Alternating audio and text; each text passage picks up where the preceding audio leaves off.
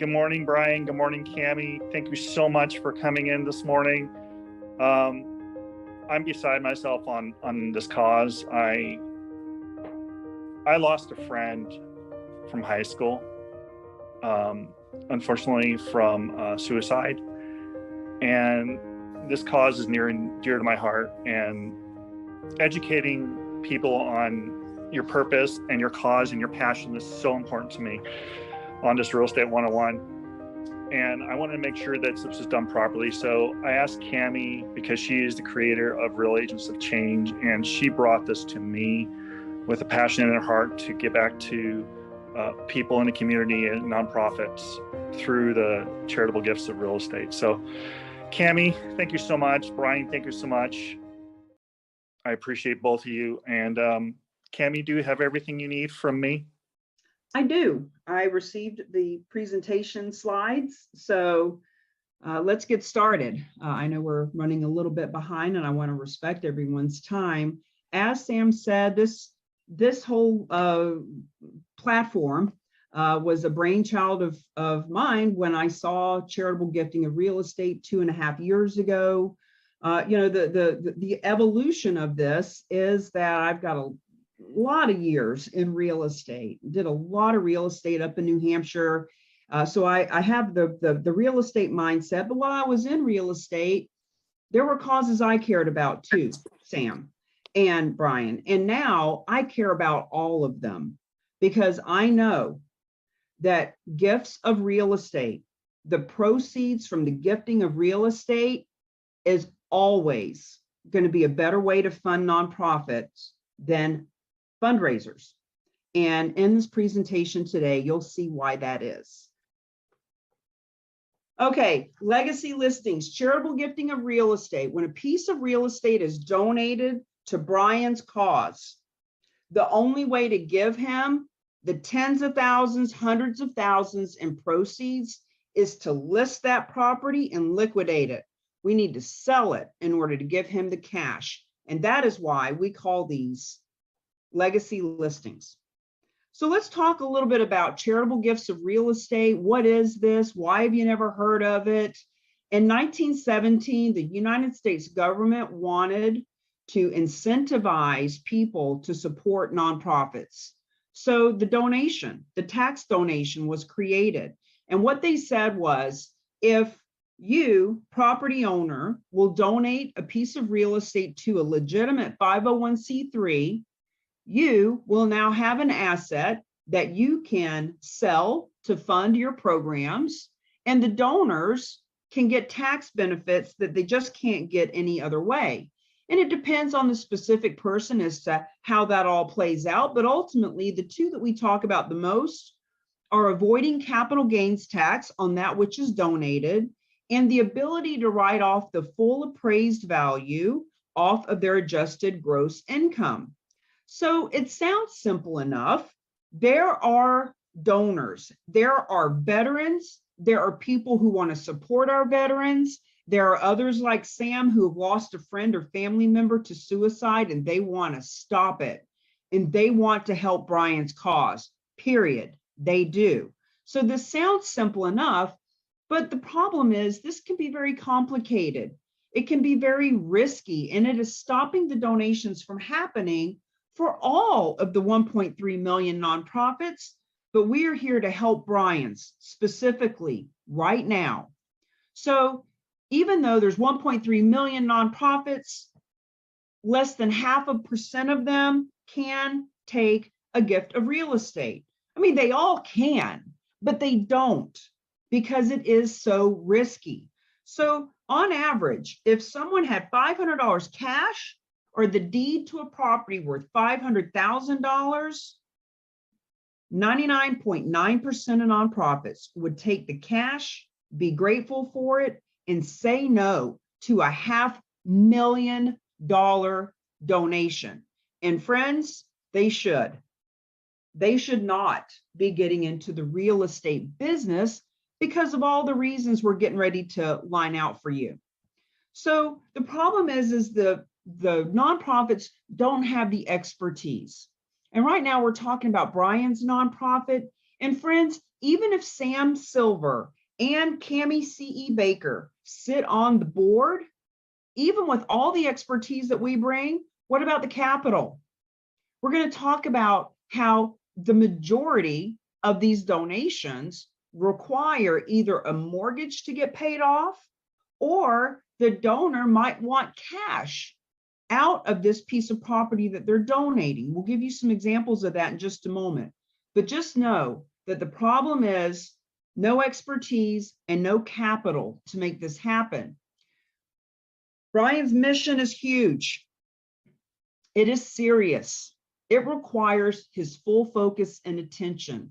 We do not want him drifting off his mission by trying to figure out how to accept real estate, how to pay off mortgages, who's going to put the roof on, how are we going to pay for the next 6 months of holding costs. We don't want that. We want him to stay on his mission. There are bad experiences that nonprofits have heard about and or had themselves that keep them from not accepting gifts of real estate. Some of them will accept real estate if it's local and mortgage-free and easy. Most of them actually have it written right in their bylaws that they do not accept non-cash assets. They flat out stop it from happening because of all of these problems. And ultimately, it's just too risky. So the reason that we've never heard of this before is, even though it's been happening for 100 years, and even though $9 billion a year is donated, which we're going to talk about right now, the fact is, if 99.9% of our nonprofit friends cannot, will not, won't accept gifts of real estate, there's just been no reason to talk about it in the marketplace. However, here's the opportunity. $474 billion a year is donated to nonprofits. 90% of that is cash. Think about that. Pocket change, credit card, checking account, cash. And as a society, we have less than 3% of our available wealth in cash. Whether a person makes $20,000 a year or $20 million a year, they have less than 3% at their disposal in cash. However, $9 billion is coming in a year from real estate. Now, whether that sounds like a lot or a little, it's only 2% of that $474 billion a year. However, 43% of our wealth as a nation is held in real estate. So to kind of sum that up, 90% is coming in from less than 3% of the cash we have exposure to. 2% is coming from the 43% of wealth. And friends, this is why the truth is nonprofits who benefit from the proceeds of real estate will always be a better way to get funded than doing traditional fundraisers. So here's the solution. The solution is called a specialized nonprofit. And the one that we specifically love to work with the most is a handful of guys who have 30, 40 years of experience each in commercial real estate and in philanthropy. They've all sat on boards. They all know real estate really well, and they all know fundraising and nonprofits very well. And many years ago, they said to each other, why are the nonprofits we love not benefiting from the real estate that we know is where we all hold our wealth? And they figured all of that out. And long story short, they created this bridge, this go-between. The specialized nonprofit takes title to the donation of real estate. They take on the financial responsibility. They pay off mortgages. They are the ones who take all of the risk, which allows any nonprofit to benefit from gifts of real estate. And in this case, Brian's nonprofit, with no risk no out-of-pocket expense, and no need to change any gift acceptance policies or to take on the burden of real estate. The fact is, Brian doesn't even need to know what state the piece of real estate is in or the address. And we say that to really drive home the lack of risk on his behalf. He is simply going to smile for the camera when the check is given. And also, with him working with Sam Silver as the real agent of change, who is backing and supporting and helping him and his donors, we'll also be able to do some really fun campaigns to let people know about the donations, but ultimately, he doesn't even need to know where they are. That's how far removed they are.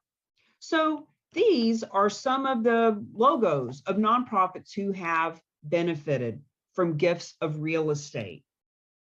I want you to really sit with these for a moment and notice all the ones that you recognize. And it's interesting that the majority of all of these have branches, chapters, locations all over the country. And even though one of them, two of them, 10 of them have benefited from a gift of real estate, they don't talk to each other. So even the local Boys and Girls Club, the local Habitat for Humanity, they just don't know that this is an option. So we are so honored that now that Brian's group understands how this works, bam, he will be able to receive, on average, $500,000 from a gift of real estate. Now, this one at the top, Fidelity Charitable, the reason we point this one out is because it is the largest of all of the 1.3 million nonprofits. They bring in $13 billion a year alone. And even they don't want to do real estate. It's not in their wheelhouse. It would create mission drift for them. So even they leverage a third party to handle these transactions. And here's the good news. It's the same one that we work with. It's the same one that Die Hard is going to be able to benefit from. It's the same one that Fidelity Charitables uses. So the credibility, the credentials are already there. Universities, soup kitchens, homeless shelters, veteran groups all over the country have been benefiting for over 100 years. So here's what it looks like. Let's say that Brian's group has a donor with a condo in Florida. They've been using this condo as a second home for 20 years. They bought it a long time ago. Therefore, now, as it has increased in value, it would be a huge capital gains that they would pay to the government. So they say, you know what? This $1 million condo, we want to benefit Brian. And we love him, but we don't love him enough to give him all of the million. We want to get $300,000 cash out. It's what we paid for it 20 years ago. We'd like to get that back in our pocket. So when they donate this property to the specialized nonprofit gives them the $300,000 that they're wanting out. They take title, they take responsibility, they hire a real estate agent in that marketplace that will work with Sam Silver. And when the property is sold, the proceeds go to Brian's nonprofit and any other nonprofits that the donor wants to benefit. In other words, that proceeds can go to one nonprofit, 3 nonprofits. We want you to understand that the donor doesn't have to donate the full amount. The donor doesn't have to limit to 1 or 3 or 10, giving Brian the ability to collaborate with lots of nonprofits. You know, when you're not just splitting $25 raffle ticket or the $10,000 that comes in from the golf tournament, when you've got these kind of donations coming in, you can really collaborate and work with all kinds of nonprofits, realtors, financial advisors. So let's talk about the specific benefits to the nonprofit, to the donor, and to the advisor. Now, these benefits are because of charitable gifts of real estate, but some of them are only because there's a third party involved. So for example, no risk, all reward. If Brian were doing these deals all by himself and paying off that $300,000 that the condo owner wants back in their pocket, boy, there's a lot of risk and liability in that. But with how we do it, zero risk. No traditional fundraiser or grant writing. Now, don't get me wrong. I know, we all know that we love a good fundraiser. We love a good gala, golf tournament, barbecue, bake sale. We love to be social and friendly. We want to meet people and build relationships. However, there is no 3 to 6 months of planning or arduous grant writing with this. Average donation from one piece of real estate, as I've mentioned, is $550,000. Specialized nonprofit actually mentioned to me that it was $557,000 last year, and it's $900,000 when it's a commercial donation. Now, I really want to drive this point home because there is a huge misconception. There's a scarcity mindset that people don't understand. These donations are in the donor list of the nonprofits. So whether the nonprofit has 100 or 500 or 1,000 or 500,000 donors, there are donations of real estate on their donor list. Friends, we've just never had this conversation before. How could we possibly know what's on our donor's heart or how many pieces of real estate they own? We simply let them know that it's an option. So here's the thing. Current donors can give 3 to 7 times more. This is proven. We can talk about it infinitum as to how that works. There are lots of experts, one of them being Dr. Russell James, whom we'll talk about in just a moment, that have proven that the current donors on a nonprofit's list will give 3 to 7 times more from non-cash assets. Now let's talk about this bullet point, everyone has a Linda. This is one of our favorite stories, and it really drives this point home.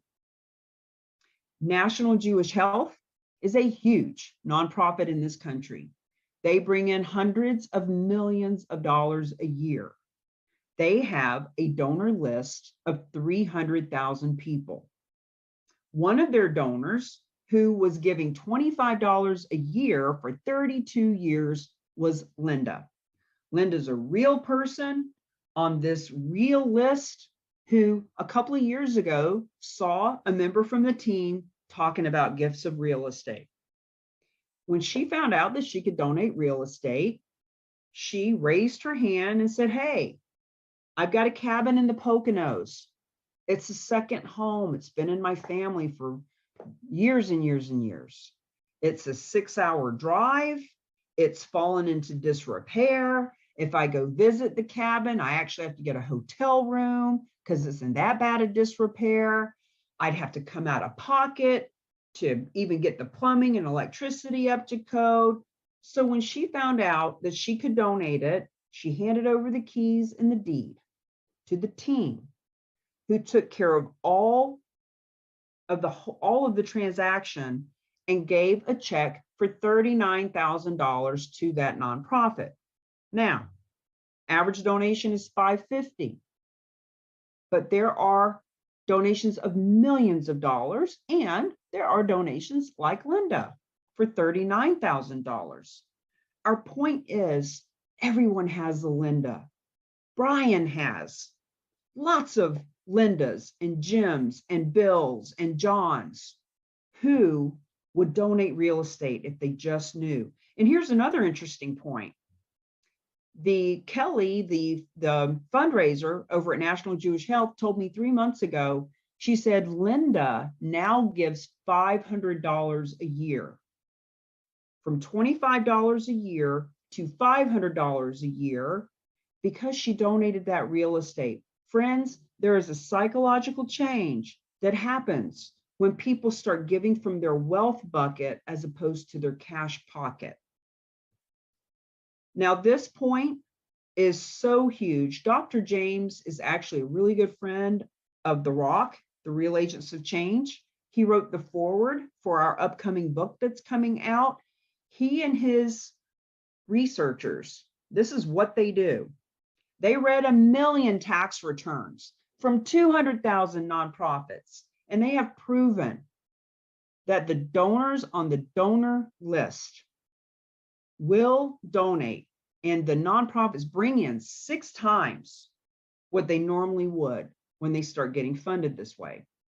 Now, if a nonprofit already takes real estate, if it's in their market and it's risk-free and easy and mortgage-free, they can actually expand to now benefit from real estate anywhere in the country. And ultimately, they can just leave the legacy they're here to leave. You know, Brian is saving lives. We want Brian to be funded so that he can do the programs and have the camps and the buildings and the staff and the people to help support that mission.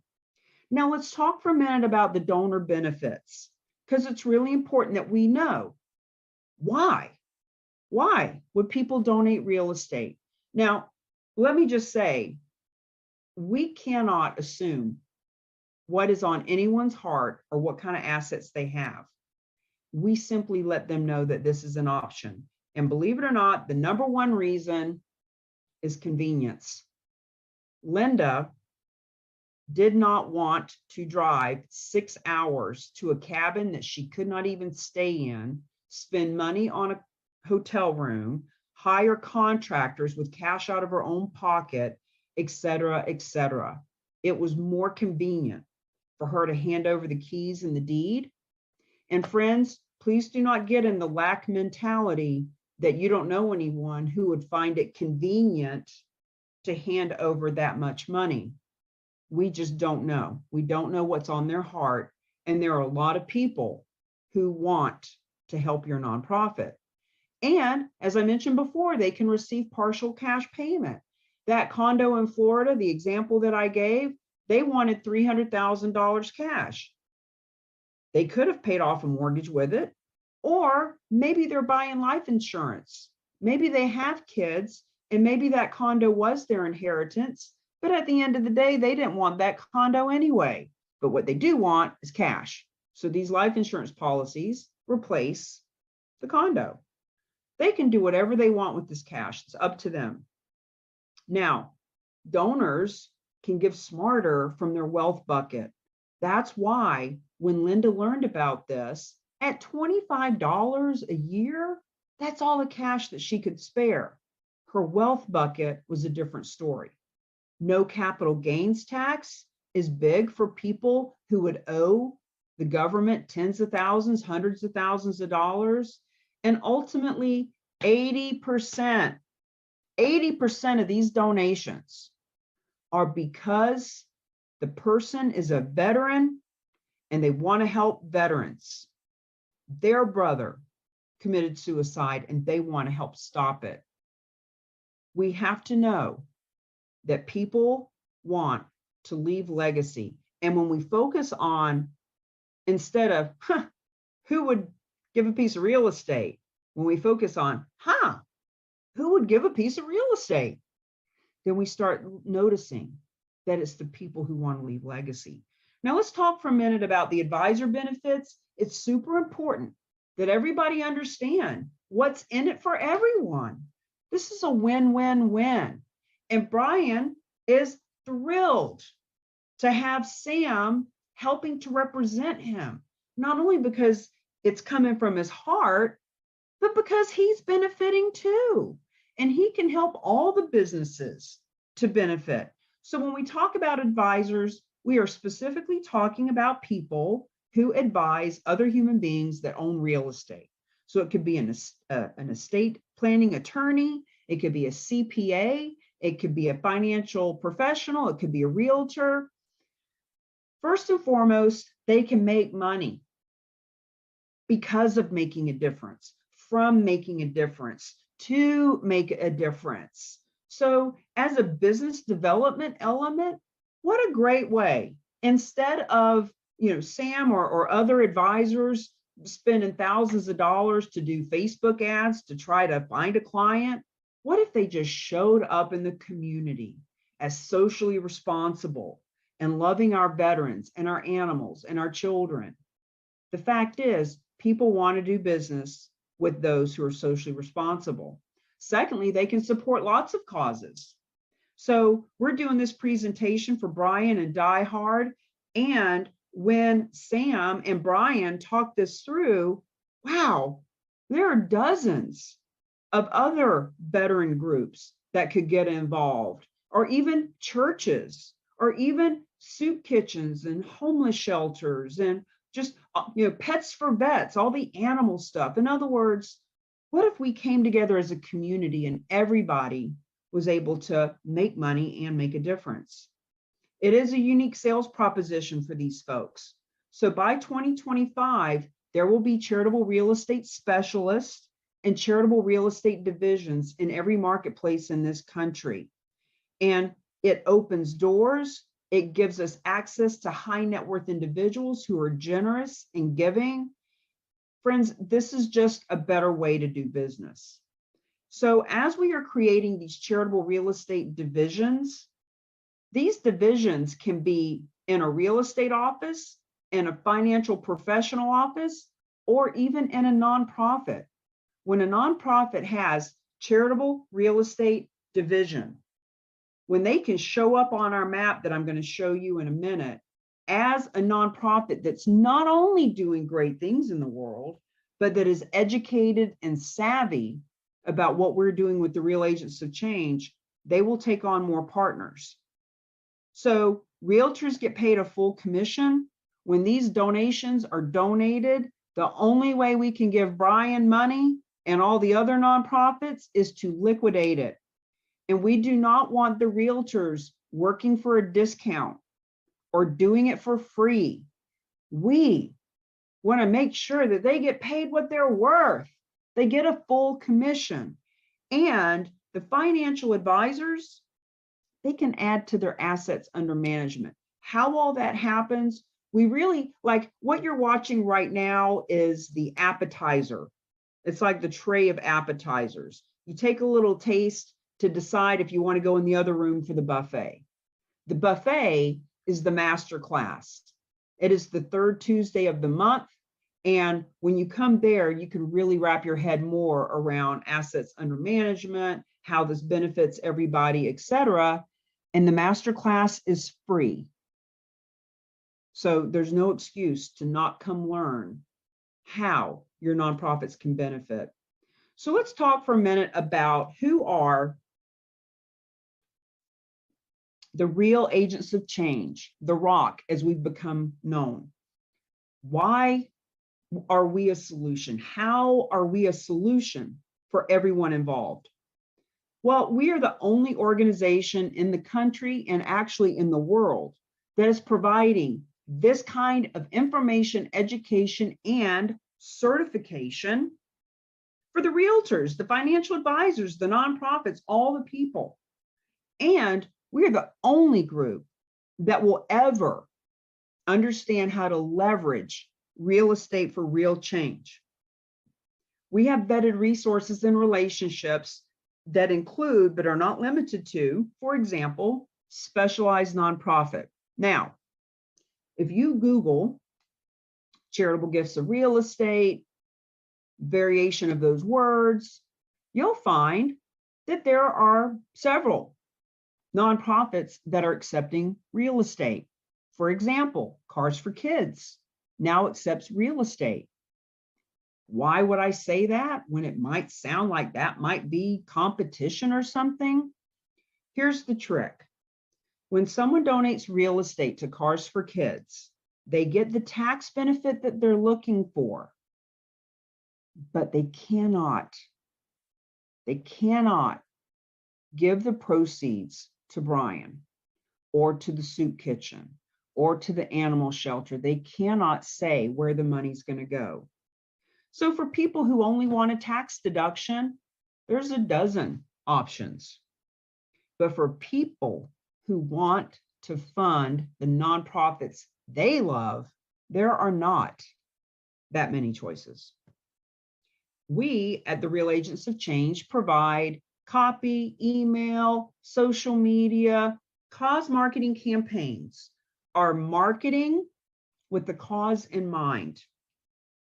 They market businesses, and friends, for-profit and nonprofit are businesses. And when these businesses can come together with a cause in mind and do a campaign, you're all watching this, whether you're live or whether you're watching it as a recording. You're watching it because of some of this that we've put out in one way or another. And we're the only organization that provides that. We have the only programs for those specialists and those charitable real estate divisions. And here's the map that I want to show to you. We've created a database map on our website. When people are starting to Google charitable gifts of real estate, when they hit this map, at the time of this screen capture, these are all real estate agents. And you'll notice on the left-hand side that we have actually created designations in different colors for these other folks. Why would a nonprofit, for example, want to become a charitable real estate specialist? Because as people are Googling and searching and wanting to learn about this, when the nonprofit shows up on the map, look, there are 1.3 million nonprofits. There is no scarcity of nonprofits, and people can help any nonprofit with this ability to fund. But here's the thing, bringing it to the attention of a nonprofit, getting the nonprofit and their board to take action on it, having the nonprofit understand how to position, partner, promote with you and for you, that's a whole other ball game. See, when Brian gets on the map, when other veteran groups get on the map, or other churches or other soup kitchens, we have a real estate agent just a couple of weeks ago who said to me, Cami, I want to meet veteran groups. I just want to help our veterans. I don't really care how they help them. I just want to help the veterans who've kept our country safe and free. So for her to be able to come on here and find the veteran groups who already have vetted, already have gone through the learning process and are just ready to position, partner, promote, that will be a big, big benefit for both of them. So that's what this database is about. Now, we're going to bring this to a bit of a close now. I just want to share with you, we have the systems and strategy and support to not only create charitable real estate specialists, but also charitable real estate champions. So when you think about the word specialist, it's all up in the head. It's knowledge. It's having these special skills for a specific field. It's really having this detailed knowledge that no one else in your marketplace has. Doctors can have a general specialty, or they can help with gut issues or brain issues or eye issues. In other words, you go to a specialist because they have a specific knowledge. So when people come to our master class and they learn about charitable gifts of real estate, they have a knowledge that others in their marketplace don't have, period. However, to take it the next step, see, this is what Sam Silver has done. And this is what others who want to take a stand and to be that champion that their marketplaces need. So a champion is someone who fights for, speaks up for, in favor of a person or a cause. Brian created this nonprofit because he's a champion and he is taking a stand. I hear it in his voice. I see it in his body language. I feel it from his conviction. He is a champion for those that he is here to fight for. A champion does that battle for those that they want to honor. A champion is number one in their marketplace. They are beating the competition because they got heart. It's not just that they know, it's that they've got heart. So to bring this to a conclusion, there are 4 kinds of people that we meet in these presentations. The first kind of person is rare, but sometimes people make it on here that they're not a nonprofit, they don't know a nonprofit, they're not a realtor, they don't know a financial advisor, they don't really see any reason to be socially responsible and be a benefit. It happens. So you know what? Thank you for coming if that's you. What we want you to know is pool parties, at the water cooler at work, on social media, in groups that you belong to, all those people who are suffering and struggling, looking for ways to get funded, etc. You will be hearing about this. So now you know where to come when you want to learn more. Some people who sit in on these say, holy cow, we are simplifying our estate. We do have that multifamily out in Wisconsin, or that condo in Florida, or that strip mall in Arizona. How do we find out if we can donate it? We have this thing called property evaluation. You fill it out. It takes 3 minutes to fill it out. We put you in touch with the specialized nonprofit.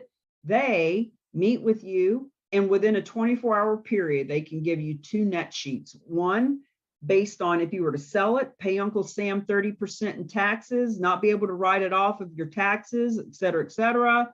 And then another one based on when you donate to Brian and you do have these tax advantages and more money goes to his organization and more money comes off of your taxes at the end of the year. And then you can decide if it's good for you or not.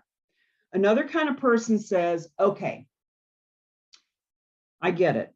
Been around for 100 years.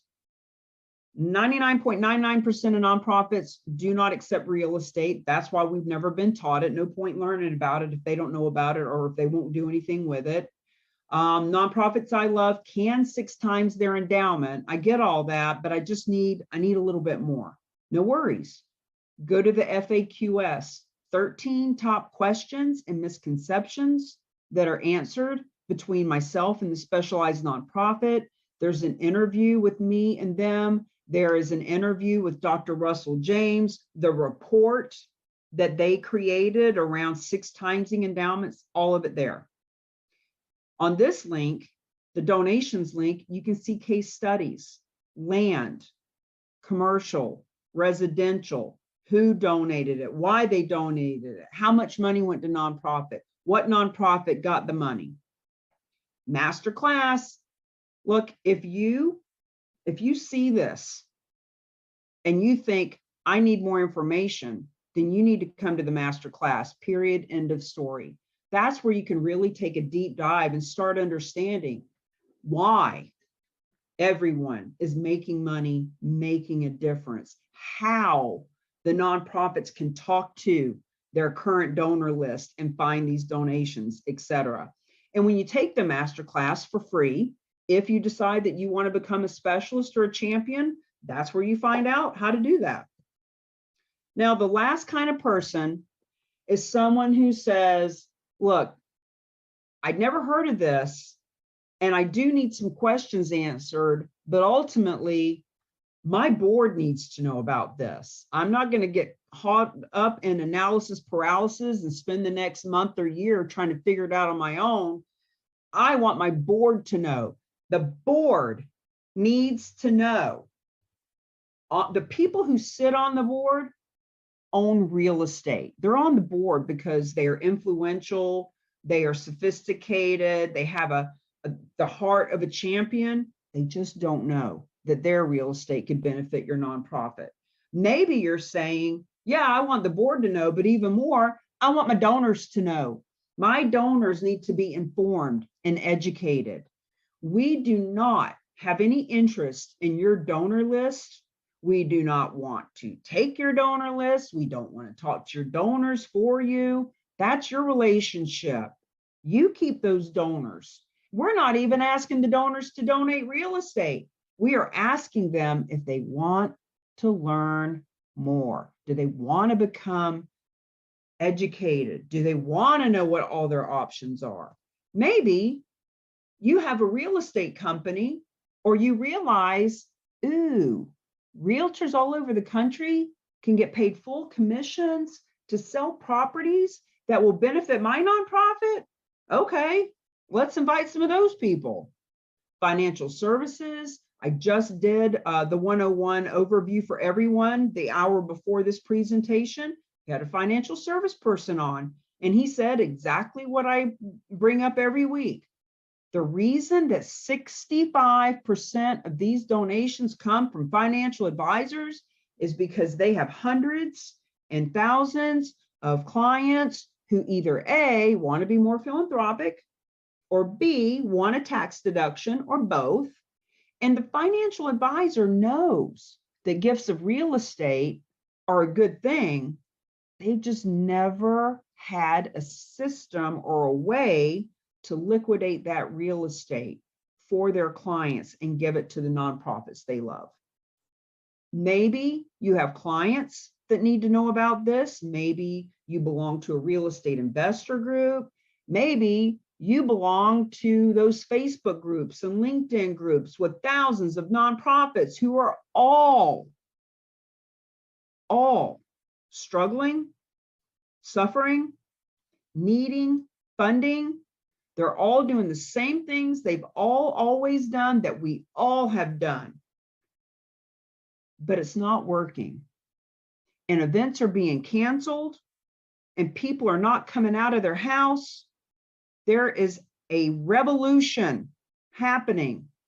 We are fixing that, because fundraisers are a poor way to fund a nonprofit when they can benefit from proceeds of real estate. Ultimately, friends, what we're saying is, if you want to become a charitable real estate champion and take a stand for those you say you're here to serve, you can do one of these for yourself. You can host one of these. You can co-brand with us. So just like Brian said, look, my plate is full. I don't have time to learn all this stuff or to do it. But if Sam, as a real estate agent, if he wants to be our representative, I'll invite all of our donors. I'll invite all of our board members. I'll let everybody that I care about know that this is a better way for them to give. He knew that he wasn't inviting people to sell them something or to beg them to buy something or to do anything other than just learn. Just learn. Just know what this is. So this is an example of champions. The woman on the left, Hallie, is the executive director of a nonprofit. Can't really see it at the bottom, but it's called The Haven. Her and Jessica Peterson is the real estate agent that brought that nonprofit to the table. We did this photo shoot so that the photo can go into our book that's coming out and we can present it to the media. We want you to know that not only is the book coming out, but April is List a Legacy Listing Month. It is a way for us to have a public awareness campaign so that everybody understands how this works. And ultimately, we want to invite you to sit in on the masterclass. We want to give you the first chapter of the book for free. And we want to make sure that you know that Sam Silver, who already does Sam's Heroes, who's already been being a benefit to our heroes, is now the certified charitable real estate champion for Brian's cause, for veterans in general, even for animals. As you can see, he loves his dog, right? He is the go-to champion in this industry. You can feel free to reach out to him. And on that note, we're going to stop sharing and we're going to come on over and see if you have any questions, comments, concerns, hallucinations that I can wrap up for you. Here at Project Die Hard, we are so grateful for Sam, for you, Cami, to come on board with our mission and to help us. We will do our part by spreading the word. And I know with Sam's help, we will get our facilities built even faster so we can really get to the business of saving lives. Well, thank you, Brian. As we say all the time, our mission is to fund your mission. Our purpose is to fund your purpose. We're not out in the streets saving lives like you are. Our part is to help you get the funding so you can hire, so that you can market, so that you can do what you're there to do. So we are just honored to partner with you. And, you know, if you want to have another one of these in another 30 days or so, and invite people who see the recording to come on and get questions answered, we'd be thrilled to do that. Sam is the start. When I get this recording, it'll be put into some of my veteran brothers that are realtors. And we believe teamwork makes the dream work. But I also believe I can't do everything. So this is why Sam will lead up that team and we'll make great things. All right, friends, on that note, I'm going to bow out gracefully. And I look forward to hearing how we can support you further. Thank you, everyone.